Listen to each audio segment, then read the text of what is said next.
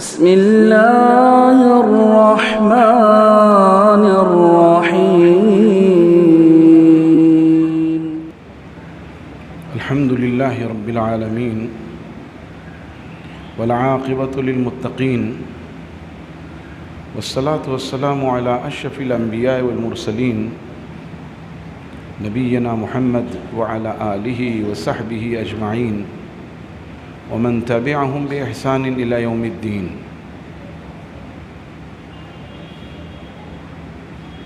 قال رسول الله صلى الله عليه وآله وسلم: أحب الكلام إلى الله تبارك وتعالى أربع: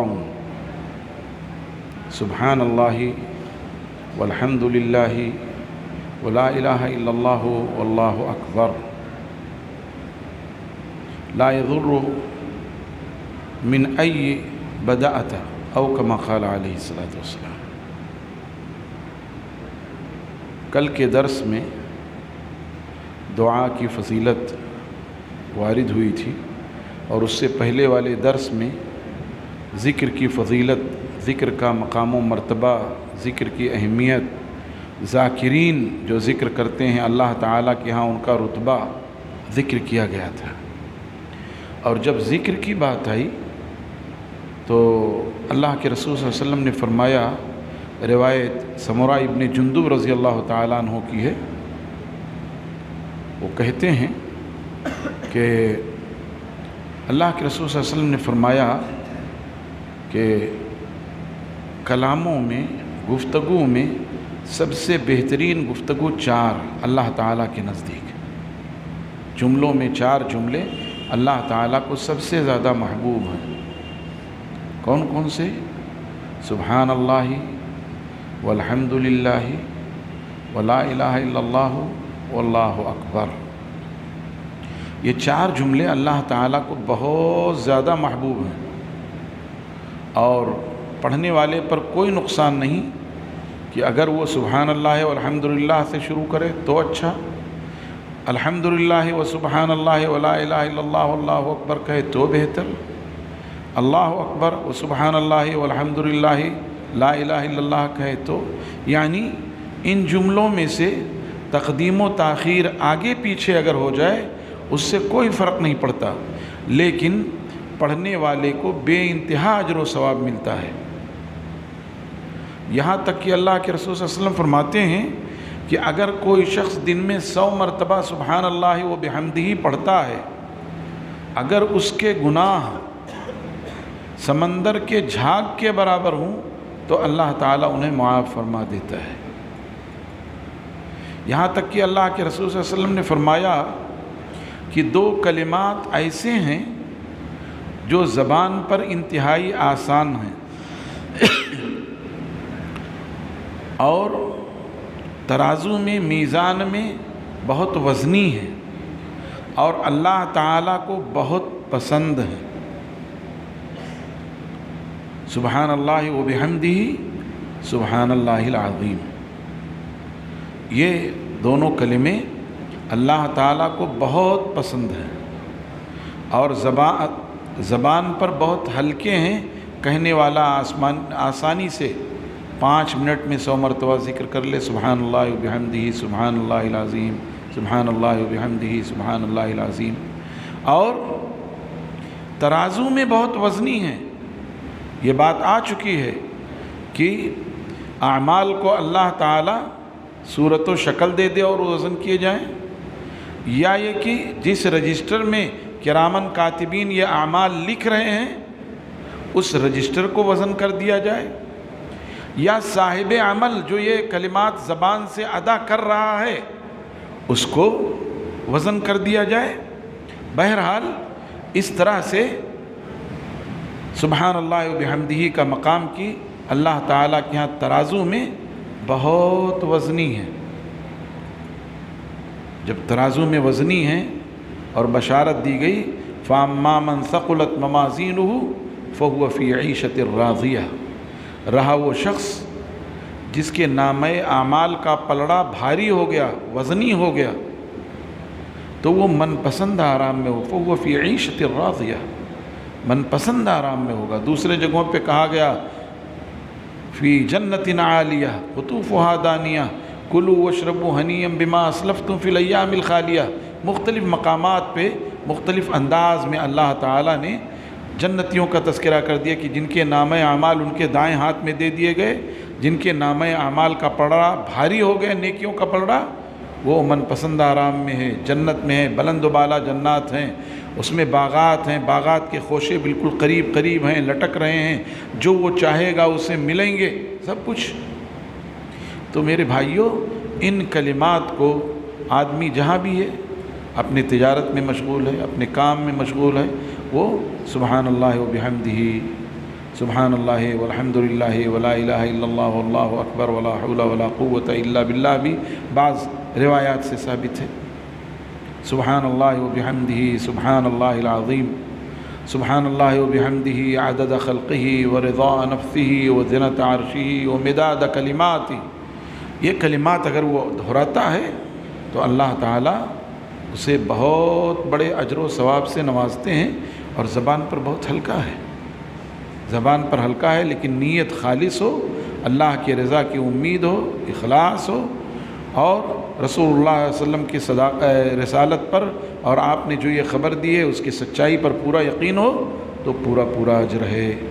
اللہ تعالیٰ سے دعا ہے کہ اللہ تعالیٰ ہمیں ان کلمات کو بار بار اپنی زبان پر رکھنے کی توفیق عطا فرمائے۔ اسی میں یہ بھی ہے کہ اگر کوئی شخص لا الہ الا اللہ وحدہ لا شریک لہ لہ الملک و لہ الحمد وہو علی کل شیء قدیر 100 مرتبہ پڑھتا ہے تو کوئی سرکش شیطان اور جن اسے تکلیف نہیں پہنچا سکتا۔ 100 مرتبہ صبح پڑھ لیا کرے، 100 مرتبہ شام پڑھ لے، 100 مرتبہ پڑھنے میں 10 منٹ لگے گا، لیکن اپنے دشمن سے اگر وہ محفوظ ہو گیا تو اس سے بڑی اور بات کیا ہو سکتی ہے۔ دشمن سے محفوظ ہونے کے لیے تو آدمی نہ جانے کیا کیا جتن کرتا ہے، گھر کے دروازے مضبوط لگا دیتا ہے، کھڑکیاں مضبوط لگا دیتا ہے، توفیق ہوتی ہے تو بندوق خرید لیتا ہے، لیکن مسلمان کو اس کی توفیق نہیں۔ مسلمان کو کس کی توفیق ہوتی ہے؟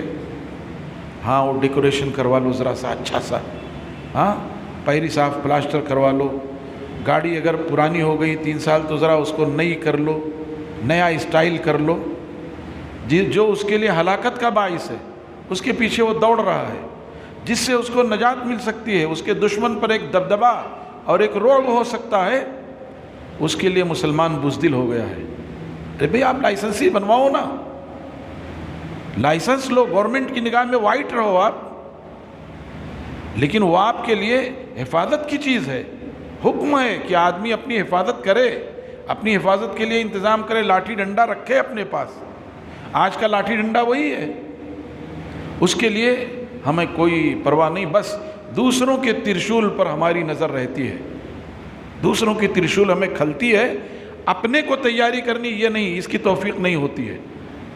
آج مزاج بن گیا ہے دوسرے کا گھر اچھا کیوں بن گیا، مجھے اپنے گھر بنانے کی فکر نہیں، دوسرے اچھا کیوں کھا رہے ہیں، دوسروں کے بچے کیوں پڑھ جا رہے ہیں، اپنی فکر نہیں ہے۔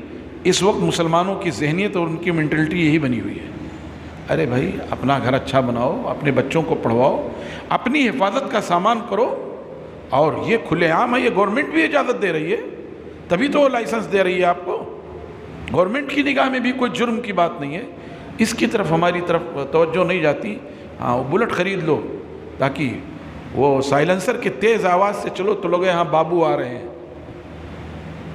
اور سامنے دشمن آ گیا تو آپ کے پاس ایک ڈنڈا بھی موجود نہیں ہے، جیسا چاہے پیٹ کے چلا جائے، کوئی پرواہ نہیں۔ مسلمانوں کی ذہنیت اللہ تعالیٰ ان کی حفاظت فرمائے اور سمجھ دے ان کو۔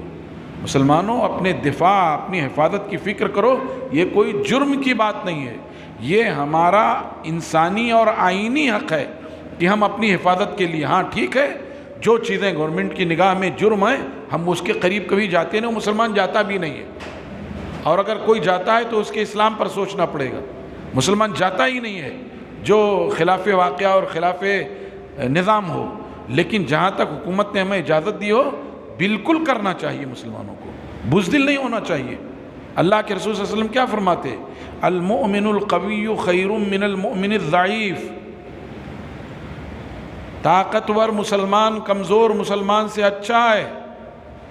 12 بجے تک سو گے تو طاقتور مسلمان نہیں ہوگے. طاقتور وہ ہوں گے صبح فجر بعد جاتے ہیں نا, تو مردوں کو چھوڑ دیجئے, میں نے لڑکیوں کو دوڑتے ہوئے دیکھا ہے اسی راستے پر, اپنی آنکھ سے دیکھا ہے, آپ بھی دیکھتے ہیں. تو وہ طاقتور بنیں گی کہ آپ 12 بجے تک سو گے, آپ طاقتور بنو گے. اس کی فکر ہونی چاہیے.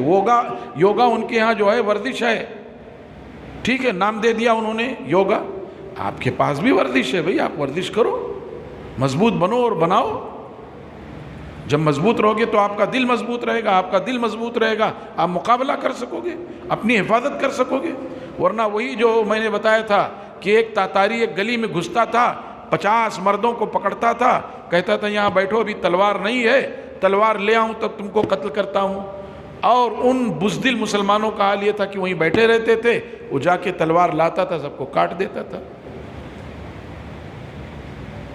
ایسے لوگ اللہ کو پسند نہیں ہیں, اور نہ اللہ تعالیٰ کو پرواہ ہے کہ کس وادی میں مرے, کہاں مرے. تو اس کی فکر کرو میرے بھائیوں, یہ سیرت کا پیغام ہے. اللہ کے رسول نے خود یہ چاہا ہے آدمی مضبوط بنے, کسی پر ظلم نہ کرے. اللہ ظالموں کو پسند نہیں کرتا, اللہ متکبروں کو پسند نہیں کرتا, اللہ خائنوں کو پسند نہیں کرتا, اللہ حد سے تجاوز کرنے والوں کو پسند نہیں کرتا, اللہ حد سے زیادہ بڑھنے والوں کو پسند نہیں کرتا. یہ تو ہمارا قرآن کہہ رہا ہے. اس سے بڑی دلیل اور کیا ہو سکتی ہے کہ اس ملک کے لیے ہم سراپا رحمت ہی رحمت ہیں, اس ملک کے لیے ہم خیر ہی خیر ہیں, اس ملک کو امن و امان ہم نے دیا ہے. آج پیمانہ پلٹ گیا ہے تو لوگ الٹی سیدھی باتیں کرتے ہیں, ورنہ جن کو کپڑا پہننے کی تمیز نہیں تھی, تہذیب سلیقہ تو ہم نے سکھایا بھائی. اس ملک کے پولیس کو جو ہے نا پوری وردی دینے والا ایک مسلمان ہے, ورنہ سب چڈی میں رہتے تھے مہاراشٹر پولیس والے. عبد الرحمن انتولے نے ان کو پینٹ دیا. تو اس ملک کو تہذیب اور ثقافت اور سویلائزیشن تو ہم نے دیا ہے. اب یہ عجیب بات ہے کہ جو ہم نے دوسروں کو دیا, اب ہم خود بھیک مانگ رہے ہیں, اب ہم خود عاجز مقہور مغلوب ہو گئے ہیں. اس کی فکر کرو میرے بھائیوں. اللہ تعالی ہمیں ایک اچھا صالح نیک پاک باز اللہ کے حقوق ادا کرنے والا اور انسان کے حقوق ادا کرنے والا انسان دیکھنا چاہتا ہے. بھلائیوں کو بڑھ کر کے پھیلانے والا اور برائیوں کو ہاتھوں سے روک دینے والا انسان دیکھنا چاہتا ہے. اور ہاتھوں سے اسی وقت روک سکتے ہو جب آپ کے پاس ہمت ہو, صلاحیت ہو, طاقت ہو. اللہ ہمیں اس کی توفیق عطا فرمائے. اور جب ہماری زبان اللہ کے ذکر سے, اس کی تسبیح سے, تحلیل سے, تحمید سے, تقدیس سے تر رہے گی تو ہمارا دل بھی مضبوط رہے گا. الا بذکر اللہ تطمئن القلوب. اللہ کے ذکر سے دلوں کو اطمینان نصیب ہوتا ہے. اور جب دل کو اطمینان نصیب ہوگا, کیسا بھی شور ہنگامہ ہو, دل گھبرائے گا نہیں کہ صاحب وہ آ رہے ہیں, بس خرگوش کی طرح ہمارے ڈر کے مر گئے. خرگوش کی ذہنیت یہی ہے کہ جب اس کو دوڑائیے تو ڈر کے مارے بھی مر جاتا ہے, وہ ہمارے ڈر کے مر جاتا ہے. ایسا نہیں, مجاہد بننا چاہیے. اللہ ہم سب کو توفیق دے. الحمدللہ رب العالمین. والسلام علیکم ورحمۃ اللہ وبرکاتہ.